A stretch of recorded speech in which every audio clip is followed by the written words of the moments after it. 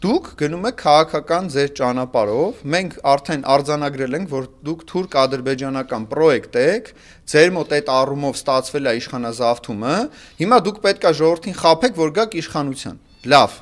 փորձեք դա սիվիկներով, հմեկներով եւ այլն։ Լավ, հանրապետականների հետ կապված ինչ պրետենզիաներ ունեք, ինչ եք ուզում։